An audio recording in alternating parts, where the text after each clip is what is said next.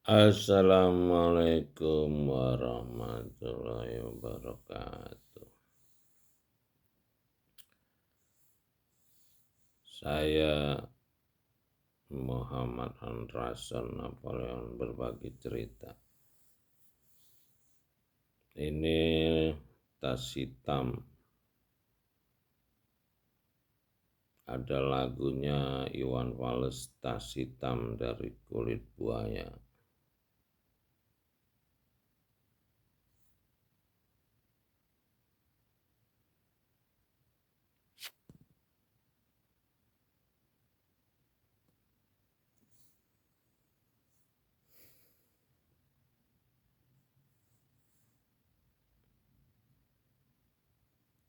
Nah, ini ternyata menjadi hitam ini.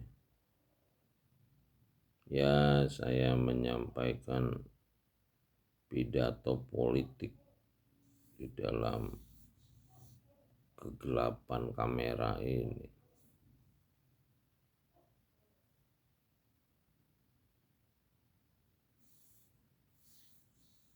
Karena baterainya lemah, jadi kita mendengarkan pidato politik ini dalam kegelapan aja.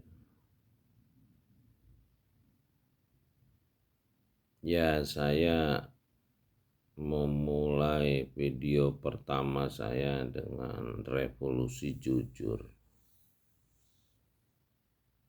Revolusi jujur ternyata memang harus dilakukan. Jadi menurut Pak Rocky Gerung, tingkat kejujuran bangsa Indonesia ini 37%. Jadi kalau 37% tingkat kejujuran bangsa kita, maka apapun programnya, apapun rencananya, maka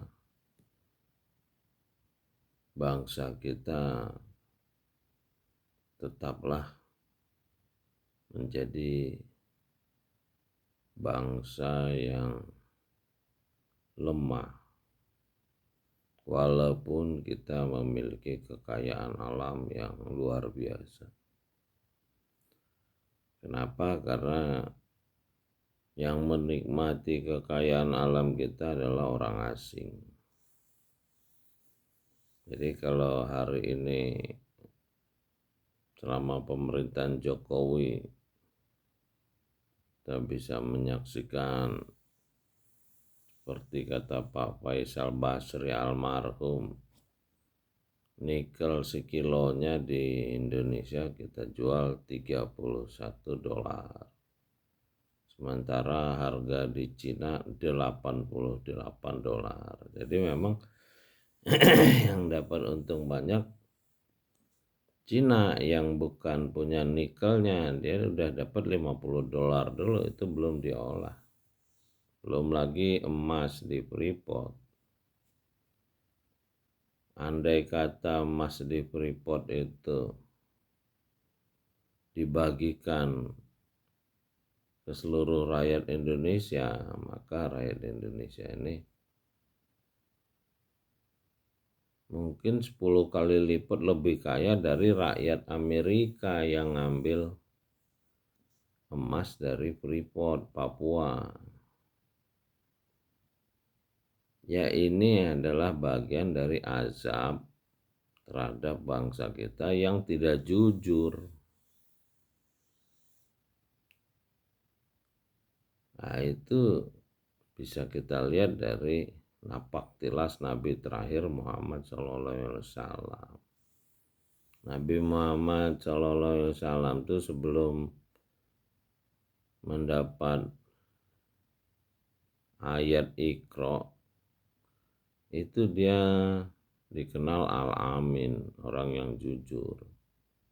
Lalu 5 tahun mendekatkan diri kepada Pencipta untuk belajar dengan Pencipta sesuai dengan petunjuk ayat Iqra yang mengajari manusia dengan tulisan dan mengajari manusia apa yang dia tidak tahu. Jadi kita belajarnya kepada pemilik alam semesta. Itulah yang dilakukan oleh Nabi Muhammad SAW sebagai nabi terakhir yang mayoritas pengikutnya ada di negara Republik Indonesia ini 80% yang punya negara berdasarkan Tuhan yang Esa. Jadi kalau kita mau bisa untuk menikmati kekayaan alam yang melimpah di negara kita sendiri, ya kita harus membaca kitab yang kita imani. Ya kalau kita nggak pernah tamat baca kitab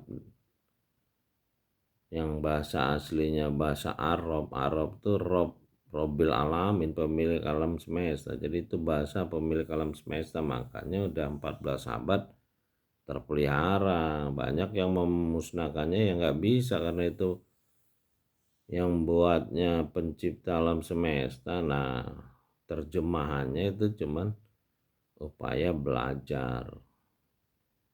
Ya, kalau kita mau belajar ya kita baca terjemahannya sampai tamat berulang kali sampai kita mendapat furqan, bisa mendapat hikmah, bisa menjadi khalifah sesuai dengan ciptaan yang sempurna. Barusan saya mendengar kata-kata Pak Saiful Karim berbicara tentang ayat yang menyatakan untuk memberi makan orang miskin dan jangan menghardi anak yatim. Jadi anak yatim yang dimaksud adalah bukan anak yatim yang secara fisik tidak punya ibu dan bapak, tapi adalah ruh kita, karena ruh kita itu tidak pernah dilahirkan dan tidak punya ibu bapak karena dia ditiup ke dalam badan kita, dimasukkan ke dalam badan kita oleh pencipta. Kalau kata saya bukan ditiup, itu memang pencipta karena ada pernyataan pencipta dekat. Iqra wa rabbukal akram, bahkan dinyatakan lebih dekat dari urat nadi. Berarti dia masuk ke dalam badan kita. Ya kalau dia masuk ke dalam ciptaan yang sempurna, ya normal pencipta berada di tempat yang paling sempurna. Nah inilah yang dibilang ruh dan Robil Alamin, ya awal hurufnya sama dan bahasa kitabnya Robil Alamin. Jadi tinggal kita mau belajar atau tidak. Jadi kita sejatinya adalah yang tidak pernah dilahirkan dan tidak pernah juga punya ibu bapa. Itulah pencipta dan pemilik alam semesta. Ya, mudah-mudahan pidato politik saya untuk revolusi jujur ini akan membangkitkan rakyat merah putih untuk membangun negara Tuhan yang Maha, yang Esa ini, dengan Pancasila sebagai acuan umat manusia. Mudah-mudahan kita bisa memperbaiki diri, memperbaiki masyarakat, bangsa, negara, memelihara alam semesta. Mudah-mudahan kita diberi kekuatan menolong. Rabbi adilni mohon sedikit. wa arini maraja sedikit wa jalim ladun kasultanan nasiroh. Salam dari Menara Langit, Muhammad Andra Sona pelempar bagi cerita.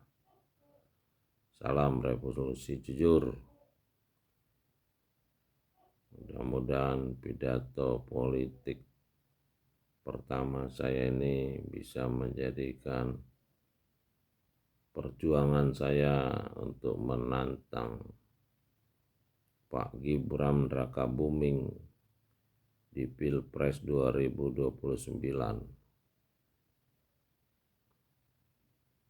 Salamun qawlam min rabbir rahim. Assalamualaikum warahmatullahi wabarakatuh. Alhamdulillahirabbil alamin. La haula wala quwata illa billahil aliyyil azim. Terima kasih, sampai jumpa lagi.